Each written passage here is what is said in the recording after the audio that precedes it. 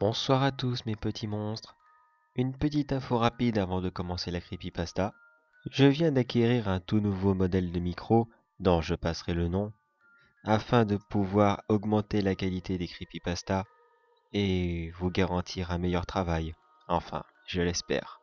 Sur ce, profitez bien de la creepy et n'oubliez pas, le monstre sous votre lit n'est pas méchant, il faut juste bien le nourrir. Une jeune fille se promenait seule dans une ruelle avec comme seul compagnon son imagination, enfin son ami invisible, à qui elle parlait. Mais pendant ce temps, un homme derrière elle la regardait tranquillement marcher dans la ruelle. Cet homme mystérieux ne ratait pas une seule miette du spectacle. Quand la petite avançait, il la suivait. Elle changeait de rue, il le changeait aussi. Pensant qu'il ne se faisait pas remarquer, il la suivit. Après plusieurs minutes de traque aussi discrète que possible, la gamine arriva dans une ruelle qui se termina par une impasse.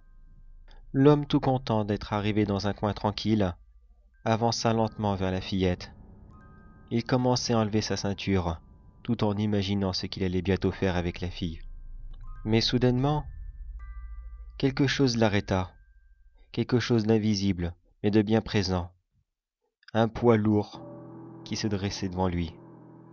La fillette commença à rigoler en le regardant.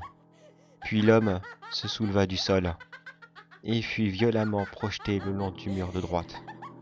Un bruit d'os cassés s'accompagna du choc qu'il reçut en touchant le mur. Il hurla de douleur. Son bras était probablement cassé.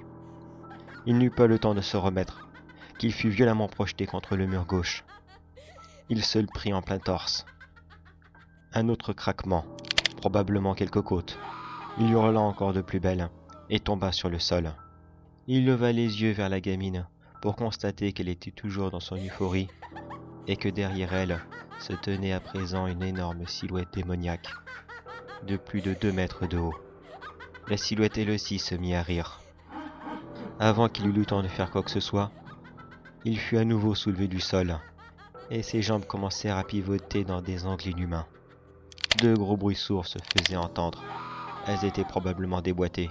L'homme hurlait de douleur et il comprit qu'aujourd'hui, celui qui souffrirait, ça serait lui, et qu'il allait payer pour tout le mal qu'il allait causer dans la plus longue et la plus douloureuse mort qu'il n'aurait pu jamais imaginer.